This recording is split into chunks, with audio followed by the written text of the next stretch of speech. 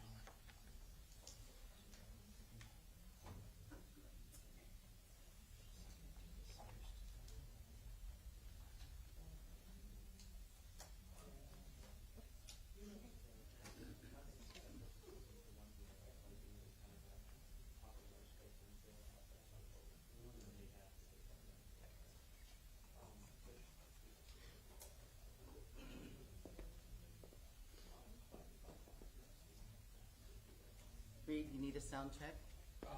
Yeah. Okay. Check 1 2 1 2. Yeah, I got you. Good. Thanks.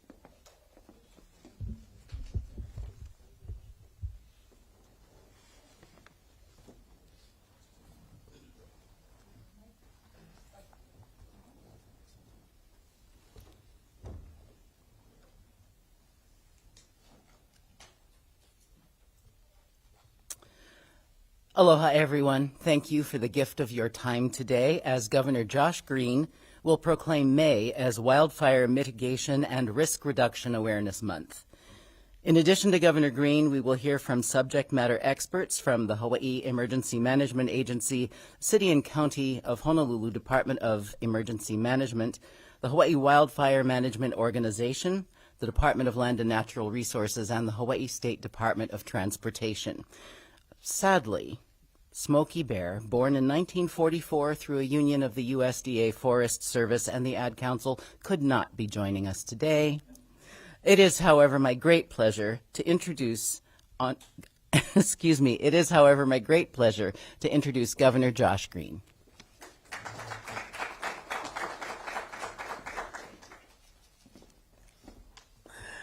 Aloha. We have a lot of terrific experts today, so I'm going to try to go quite briskly through just some opening remarks.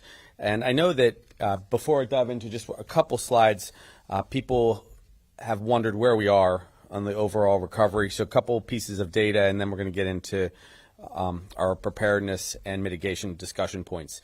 We are now past the 9-month mark since the tragedy. Today's day 276. Most people now have gone through a great deal of recovery and healing, but there are still people wrestling with where they are. Of the initial 3,071 households that were displaced, 600 and then placed into hotel rooms to get their housing, only 605 remain. That means that 80.3% of the households have been able to get into long-term housing. We're very grateful for that, and we hope that in the coming 4 to 6 weeks, the rest of the families will get into long-term housing circumstances. So we're 80.3% down from where we peaked. Also, a lot of incredible work has been done by the mayor's team and those on the ground with our Army Corps of Engineers and FEMA. As far as debris clearance goes, there are 1,502 residential lots in Maui that had to be cleared, and 391 have been cleared and returned to their owners. A total of 971 have had the basic clearance finished, but they have to go through the final touches before they go back to families. So they are really accelerating the return of people's land to those who had their houses burned. Also, we wanted to remind people that we intend to build well over 1,000 transitional houses. And we've done groundbreakings and have shared that with everyone in the past couple of weeks. So those were some highlights that I just wanted to mention. Also, now over 60 people have applied for the One Ohana Fund if they lost a loved one or were injured. So we're making progress on many fronts. But today, we're going to talk about preventing the next wildfire. And that's very important. We want to reduce risk. So let's go to a few slides. Now, as you can see, this is a very important thing to mention. We as people can prevent wildfires. Over 98% of wildfires in Hawaii are human-caused, many due to campfires, open flames, improper cigarette disposal, or equipment malfunction. So please be very careful as we come into wildfire season. It was pointed out to me by the team and my chief of staff, this is going to be a very dry season. Again, we're not anticipating rain even like we normally would hope to get. So it's a very wildfire risky season. You want to be able to prevent fires by having defensible spaces around your homes. These are going to be described by our experts. Have an evacuation plan if a fire occurs, especially when we're under red flag warnings. And also, when we have community events, please participate in them in your community so that you know exactly how you would approach it. We're going to talk about some valuable resources that are online with HIEMA and HWMO. Again, the websites are going to be explained to you. Next slide. Okay, here are some things that we've already approved or done since last year. Much appreciation goes to the legislature for giving us resources for these things. So this is where mitigation will come into play, and I'll let our experts unpack exactly how each of these technologies work. But we've approved what are called 40 RAWs, there are 40 of them, remote automatic weather stations. This is so that we can get updated data into the Weather Service and everyone. And by planting these RAWs, and probably Ed will describe them, it gives us a lot more kind of eyes on the ground and predictability about what we would be at risk for. That's one. You saw us a couple months ago announce beta sensors with 24-hour alert capabilities. Very excellent. We appreciate that partnership with Maui, of course, so we can detect wildfires much before it breaks out terribly. They have a very wide range. They can detect them from far away. This is a collaboration with federal partners and nonprofits, HWMO, and our communities for future resilience. That's very important. We revamped the siren protocols. Thank you, James, very much for that. We did that in partnership with each of the counties. So Hiro and his team helped us lead the way with all of the champions in the counties. And then we've also now reestablished a state fire marshal. Mahalos to the legislature for heeding that advice. We need someone to help us pull it all together, go for grants, and be our advocate. So that's going to be a very important thing. One or two more slides. Here's the money number so far for fiscal year 24. We have $362 million for wildfire relief, $292 million for recovery cost, $65 million went to our extended One Ohana Fund. I mentioned earlier 60 families have said yes. And then $221 million has been appropriated for fiscal year 2025. Keep in mind, please, that a lot of the costs that are associated with the disaster go back and forth between the federal government and the state government, and we will be constantly fighting to keep state dollars here so we can do all these other projects that we really want to do, including housing, including fire breaks, and what you're hearing. But significant resources have been appropriated, and it is extraordinarily helpful. So we're thankful for that also. And right before I go to my last slide, I want to say mahalo to everyone for working together. We're working together with the county, with the mayor, with HECO, with, of course, our firefighting leadership and the council. It is exceptional. It's exceptional that all this partnership has come together. We just can't have another wildfire. So last slide. I think this just says mahalo. So we're ready, and you can see a picture of the website, and our champions that were brave on the day of the fire came together that day for a picture. So many thanks to everyone, and I will break now, and then we can have questions at the end too.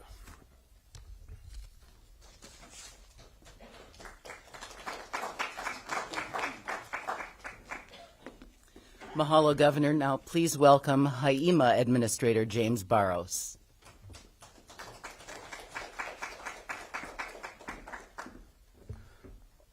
Aloha. The threat of wildfires is shared throughout our communities, but our strongest defense lays in our unity.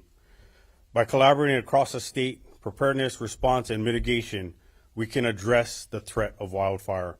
It has to be a kako effort. Our state agencies, they have their kuleana, and they play a critical role in preparing our state to meet future challenges.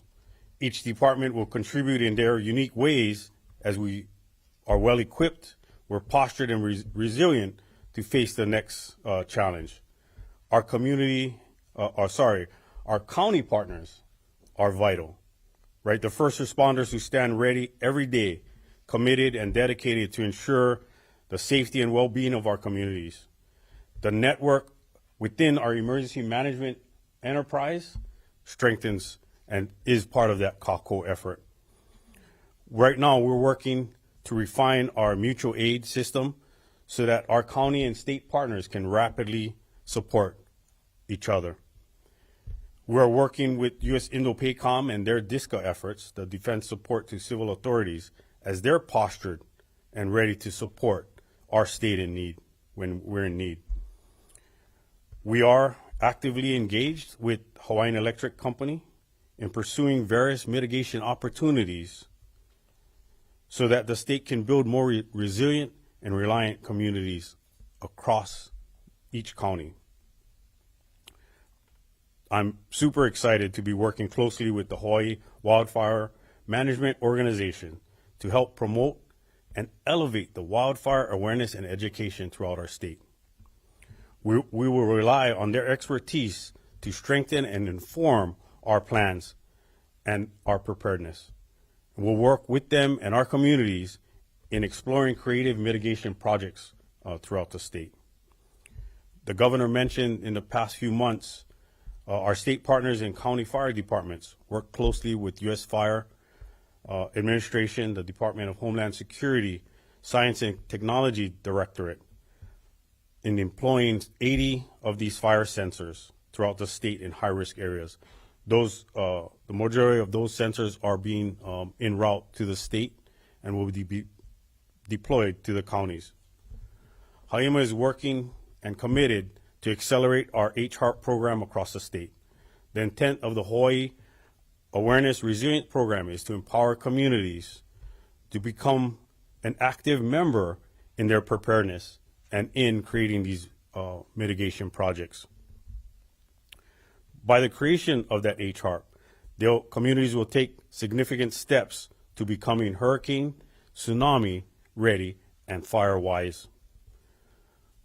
We need everyone's involvement, our government agencies from the federal government to our state, local, county level, our community groups, our schools, our churches, our nonprofits, and our private partners, that we all call this place home. And as we team up, we can come up with smarter plans to protect our families and communities. It's about sharing ideas and pooling resources. The strength of our state is in the kako, our ability to collaborate and support each other. Mahalo.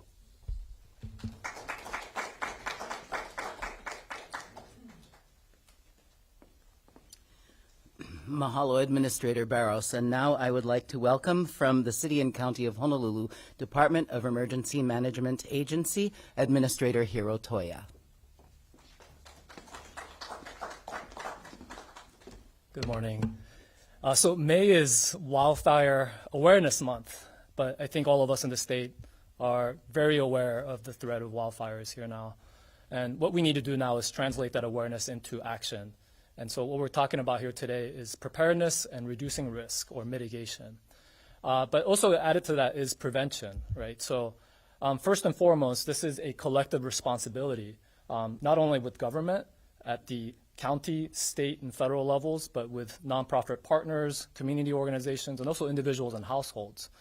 And so what we got to collectively do is to prevent wildfires from starting in the first place, but take sustained action so that we can reduce the risk and make sure that we don't have a wildfire that is beyond the capability of our first responders to contain and control. So at the county level, our efforts are really focused around that prevention, preparedness, and mitigation. And so on the preparedness front, that means we're trying to increase our ability to better cope with wildfires if they should ever occur. So that means increasing the capabilities and the coordination with our fire department across all levels of government. But also we're looking in other places if there's opportunities for us to identify alternate evacuation routes, for instance. We are in collaboration with private landowners as well as military and other levels of government to make sure that we identify those and have a plan on how to use those alternate routes should we ever need to use them. But of course, beyond this awareness, we need to continue this dialogue and to coordinate our efforts to reduce our risk, prevent wildfires, and make sure that we're ready to respond. And at the individual level, what I'd like to encourage everybody to do, and we're also approaching hurricane season as well, and we always say, make a plan, build a kit, and stay informed. So I think a lot of the emphasis on the build a kit part has been on building a 14-day kit. And while that is very important for us to continue to do, I do also want to encourage everybody to build a go bag. And this is a subset of your emergency preparedness kit that you can grab and go in very quickly if you need to evacuate. And it's something that's going to be lightweight that you can easily carry with you for those kinds of short notice emergency situations. With that, just want to encourage everybody to continue this dialogue and to translate this awareness into action for prevention, preparedness, and mitigation. Thank you.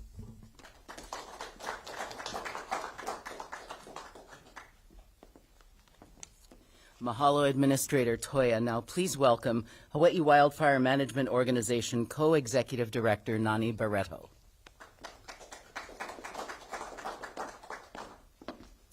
Aloha, everyone.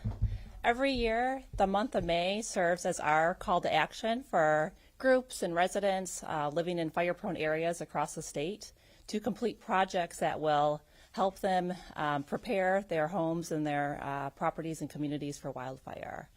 As we all know, wildfires are increasingly threatening our residential areas, and neighborhoods are recognizing the power of joining together to proactively address them. We are so proud of all of the progress we've seen in our communities across the state in their wildfire efforts, and we fully expect that their levels of participation and enthusiasm in wildfire preparedness will continue to grow. Our Firewise Communities program is a program that we do in partnership with the Division of Forestry and Wildlife, along with our county fire departments, and it really is exemplifies the spirit of coordination and collaboration. With over 30 communities that are nationally recognized across the state, they are actively addressing their wildfire concerns and preparing themselves, and we are really proud to be able to support those efforts. We at Hawaii Wildfire, we are deeply committed to wildfire safety across Hawaii, and we are really honored to be the ones to support our government agencies, our communities, and our landowners, and have been doing so since 2000. We encourage each and every one of you to learn what you can do to protect your loved ones and your properties from wildfire by visiting our website at hawaiiwildfire.org. We know that together we can build a safer and more resilient Hawaii. Thank you.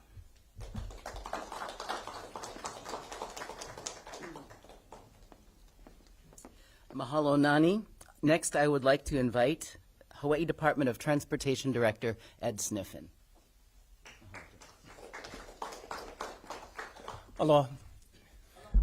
From the governor's direction, he asked us to ensure that we mitigate the potential for harm to our residents in all facets. And after August of last year, it was specifically towards wildfires. And he asked our departments to step out of their comfort zone and make sure that we do more for our communities than what we've done before. Some big things that we could do immediately for us. There's been historic reasons why some communities have been one way out for a long time. Resource limitations, land limitations, and the like. We know we cannot build new roads for everybody tomorrow, but we can take care of their risks immediately today. So at governor's direction, we started working with our state and county emergency management offices and with our experts at the fire departments to ensure that we start looking at areas of concern throughout the communities where wildfires could affect people and communities. And we started clearing those areas, making sure that we reduce the fuel and reduce the potential for wildfires in those zones. To date, we've cleared about 500 acres so far at a cost of about $9 million. And there's more to come because we continue to work with our partners to find more areas of concern. We know, though, just cutting grass is not enough. It's going to grow back. So in those areas that we reduce the fuel, we're making sure we're working with our native planting expert, Rick Barboza, to ensure that we start reintroducing natives into those areas, more drought-resistant, more fire-resistant materials to ensure that long-term we have more resilience in our communities. And we keep moving forward on that effort. The mitigation extends to ensuring that we get more information. So Governor talked about our remote automatic weather stations. It's going to give us more information to tell us about red flag warnings in different areas. And Mike will talk more about it because we're partnering with DLNR to bring that in. We're bringing it in, about 40 of them, at about cost of about $1 million. DLNR will install them, they'll maintain them, and they'll operate them to ensure that we get more information to alert the public and our emergency management agencies on how we can address these issues as we go forward. Then the last piece, even though we cannot build new roads tomorrow, we can start cutting new emergency accesses immediately. There are long-standing accesses that have been available but unavailable. Kolekole Pass is one of them.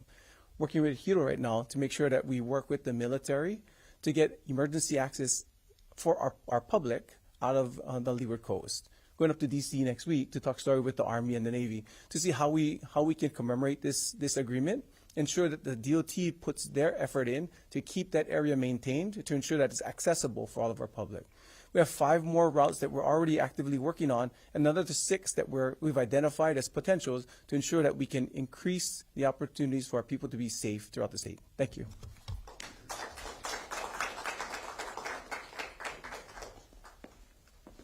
Mahalo, Director Sniffen. Now please welcome Department of Land and Natural Resources, Division of Forestry and Wildlife Fire Protection Forester, Michael Walker.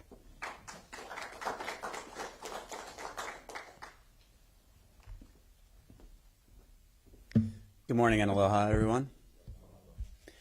The 2024 legislative session has been a historic year for legislative support of fire mitigation efforts statewide. Currently, the Department of Land and Natural Resources, Division of Forestry and Wildlife manages over 200 miles of fire breaks across the state.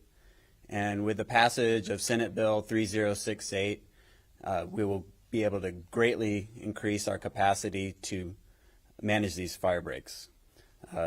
Increases in machinery, staff, and operating funds will expand this network even further. These personnel and machines will also be able to support our brothers and sisters at the county fire departments as well as our federal firefighting partners. These substantial increases in state funds will also be used to leverage additional federal funds that could support projects across the state. As Director Sniffen said, Forestry and Wildlife are working with our partners at the DOT to expand our existing network of fire weather stations from 22 to 62. These stations will provide substantial amounts of fire weather data that are critical in forecasting fire events. Working with our partners at Hawaii Wildfire Management Organization, we oversee the National Fire Prevention Association's FireWise community network.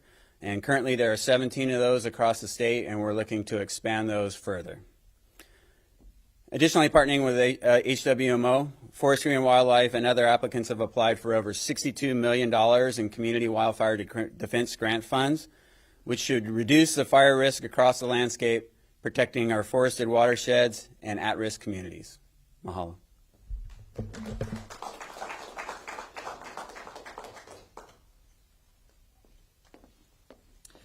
Mahalo, Michael. We are keeping an eye on the time, so at this time, I would like to ask the governor and our speakers to gather for the proclamation presentation and picture taking.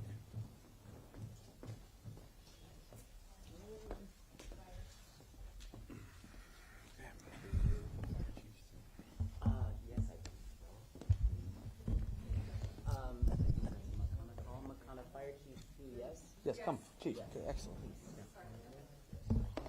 He's best dressed. Go ahead and tuck it.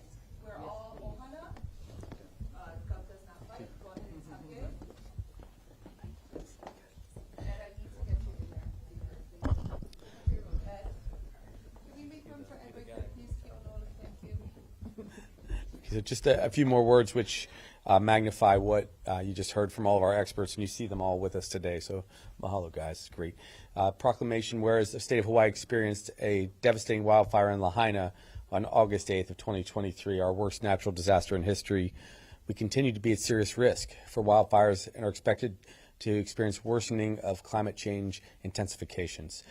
Our residents in areas with a potential for wildfires can impact the risk and severity of wildfires and reduce deaths, injuries, and property losses through their preparedness, which you heard about today.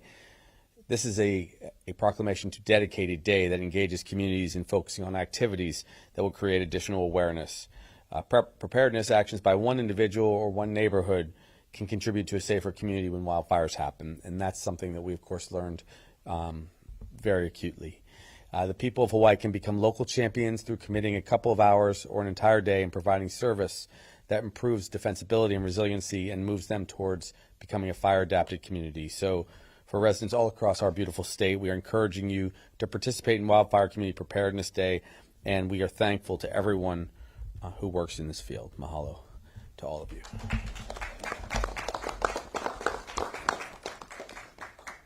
There we go. Look right there for me, everyone. Ready? 3, 2, and 1. Smiles. There it is.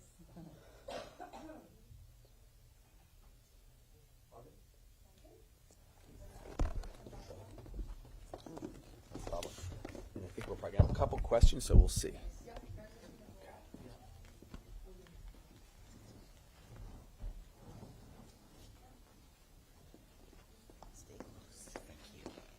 Mahalo, Governor. Mahalo, all of our invited notable guests. At this time, we would like to turn the floor over to the media outlets. One question on topic, please, and I turn the floor over to Makana McClellan. Mahalo, Erica. First question comes from Ashley with Hawaii Public Radio. Hi, I think this might be for Heidi, but what specific areas are you watching most closely for wildfire risk? And maybe can you go into some specifics as to what type of mitigation efforts have been put in place for those particular areas? So as a collective, with our county partners, with our fire departments, we are looking at high-risk areas, and we'll be putting that out to the public on these are the areas that we're most concerned at. And part of the sensors will be focused in that area. Part of the weather systems that Ed spoke about will be part of that area. So we're trying to, working with our wildfire experts, focus in on exactly where we're talking about, and we'll be able to publish that soon. Any general area that you can There's a great public website called wildfire.org. Wildfirerisk.org. Lenny, can I get you to come up with Sure. please, Mahalo? Yeah, just briefly, for those interested in understanding the risk levels of their specific communities, there's a really great national tool that's available on the website wildfirerisk.org, where you can punch in the name of your community and it will show you your risk levels. I think that they probably also want to hear, and if anyone would like to chime in on this, there have been on West Oahu, where we experience fires, we've had concern. We have concern everywhere, of course, but wherever it's driest. Needless to say, Lahaina and in West Maui, where you're going to see a lot of extra sensors this first year, and then Waikoloa in the Waikoloa region. Each of these communities have also asked us to help with escape routes and fire break, and that's where Ed's been also focusing his attention. Hello, Governor. Our next question comes from Kate Choen. Hi, Governor. I don't know if this is more for Haima. Actually, it was more for MEMA, but they're not here today. But I don't know if maybe you or Haima can answer it. That the Mayor Bisson put in a request for a after-action report on MEMA's handling of the wildfire. So what do you, Haima, or MEMA hope to learn from that report, and how it will help everyone moving forward? Yeah, I'll take it just because I don't think James was involved in that. Each and all the counties can always ask for after-action reports whenever there's been a disaster, and so we encourage extra learning constantly. As you know, the Attorney General is doing a comprehensive report, and if there's more specific information that Maui would like to glean specifically from MEMA in their processes, I think that's their prerogative to take up. There's a lot of investigations going on and a lot of reports that are always required. Right now, we're in the process, after 9 months, of making sure that this next wildfire season, we have as much of our mitigation efforts in place. So we're going forward. These after-action reports often go on for many years, but I think that the police in Maui already did theirs, and it's just common for us to do these things. We did these things after COVID, after-action reports. We do them after hurricanes and floods also. Mahalo, Governor. Next question comes from KITV4. Well, it could be either for the governor or for Administrator Toya. Obviously, a lot's been learned since Maui. One of the biggest questions, there's no way to know where one of these wildfires could strike. It's hard to predict, but as far as that kit, if somebody's on the go, as far as what's absolutely essential, what we've learned from Maui, items people need to have with them. They could be on the move for 2 days or 2 months or longer. What should they essentially have with them? Yeah, thank you for that question. So this could be for any kind of emergency where you have to leave in a hurry. And obviously, you're not going to bring your 14-day kit with you. Just the water alone is just totally unmanageable. So what we really encourage people to do is usually a backpack works best. And with just the bare essentials of what you're going to need to survive for those first couple of days. And to make your life a little bit more comfortable. And I'm not being facetious, just bring extra underwear. That can just really make a difference in terms of your quality of life and the immediate aftermath of an emergency. But essential documents, right? Things that you can kind of pack ahead of time to be ready to go as a subset of your 14-day kit. So don't feel like you have to assemble two separate things. This go bag is going to be that sort of immediate needs that you're going to have for any kind of situation. And really the emphasis is on something that's going to be lightweight and you can carry, because you never know how quickly you might need to evacuate. Sometimes you might not be able to evacuate with anything at all. But if you have a bag that's ready to go, that's kind of lightweight and easy to carry, that can help you just really speed up, not only give you material comfort in those initial days, but also help expedite the recovery if you have some of those essential documents with you. So I hope that answered your question. I'll add that. That's perfect. A couple things, definitely. If you have a backup ID, that's very good.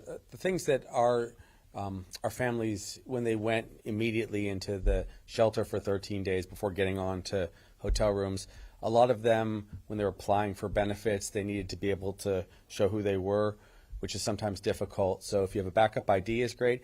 If you have 1 or 2 bills with you that can prove where your address is, that's also very helpful. Underwear, as we said, otherwise you know what you're doing for the next couple weeks. And then a couple dollars or a credit card that maybe you have available to you. This bag should be put in a very private place in your house, because it's otherwise a thief's dream to get your ID and your addresses and everything. But being careful like that is good. And I will point out that, for example, now when people get a passport, if you pay an extra $25, you can get an extra ID card that's an official ID. And it just looks like a state ID, but it's another form of ID in case You have to even possibly travel. We had a lot of people move to other islands for a time or go to the mainland for a time, and that way you could do these things. We're really hoping that we don't have a major fire, and we're going to do all that we can to prevent it. Mahalo, Governor. Final question. Jennifer with the Associated Press. Thank you. This question is for the governor, maybe Nani. Speaking of West Oahu, after Lahaina, we did see a lot of similarities with some communities out on the Leeward Oahu side. And last I checked, I didn't see that Waianae or Makaha were part of Firewise communities. Is that a concern? Are there efforts being made to get those communities involved? How do they go about doing it? How many communities? I think you talked about how many there are, but there's some that I was surprised were Firewise organized, and some that I was surprised to see were not. So, Thanks for the question. I can mention that Hawaii Wildfire, in partnership with Division of Forestry and Wildlife, grabbed onto the national model of Firewise back in 2014, and over the course of 10 years, we grew the program to include 16 neighborhoods across the state. And since August, we've had 2 more join and over 30 new communities start the process. So there is a process that gain recognition to become Firewise, and so we have lots of communities that are involved, including some on the Waianae coast. Does that answer your question? sorry, you said there are 2 more that joined since August. Yes,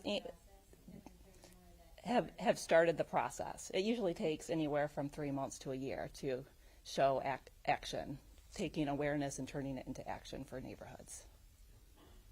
Yes, definitely. Toss us that thing, brother. Here. Yeah, we'll have a couple people come hold this up. So another thing that I should share is that having the statewide fire marshal is going to help with that level of organization. And this was something that we wanted when we talked about community awareness. This is Going on across the country. Yes, this is a national movement that we have.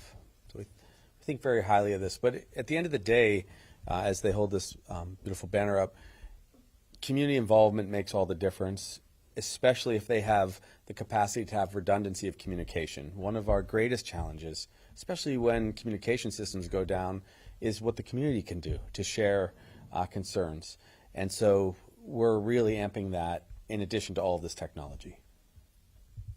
Governor, one final question. Marcel's a bit nuha because he thinks I forgot about him, so this will be the final. Thanks, Governor. So much of the interest obviously pertains to Maui and to Lahaina, but I couldn't help but notice the MEMA administrator wasn't here today. I was wondering where any representation from Maui is today. Shouldn't they be here? I was out of town until yesterday, and so we just wanted to make sure that before people left the legislative process, we got a lot of people up. But we did get one of our county representatives here to talk. Also, you want to come up again, James? They are extraordinarily busy right now with their recovery, if I'm just being blunt. And every day they have 10 times what the rest of us have to do regarding fire recovery. So I think that's most likely the reason. Yes, sir. He was invited, and he was planning on coming until we went into this National Weather Service issued some weather alerts. So he chose to stay back just in case. Right. He's referring to the thunderstorms. Okay. So just to wrap, a lot of progress has been ongoing. One thing I didn't get to mention is what we're going to do from an ecologic standpoint. Our climate advisory team, which met today to begin their deliberations on what to recommend in the future, is also going to be making recommendations on things like reforestation and returning native foliage into areas that is able to capture water and provide natural fire breaks in addition to the very unnatural fire breaks that we're going to make sure Ed puts into place to make sure that fires don't spread. So we want to have a large ecologic component. We also have a large kind of army of environmental volunteers. We have a program that is being funded, and it is this is the $20 million program with our friends here on Oahu. Forgive me for not having that name for you right now. They do a lot of work as far as replanting to really complement all the things that are going on right now. So this is going to be kind of a whole of government effort. I will tell you that is going to have cost. That is why I'll take this moment to make the constant pitch to have either climate impact fees or dedicated resources always going forward to protect us and to make sure that these great people have resources to put communities together, to put the technology in place, to do the new roads, and to put all of the mitigating forces in place. So that was the environmental core, I now remember, that has been constructed. And there's a lot of work that's going to be done in this field going forward, but we're likely going to need a sustained funding mechanism because I don't want to be year over year grant applications that we can't be sure about. So know that we're going to be fighting for that, and we have really great teams. And the last mahalo, again, I'll give is to our firefighters who, at the end of the day, are the ones that keep us safe. Aloha.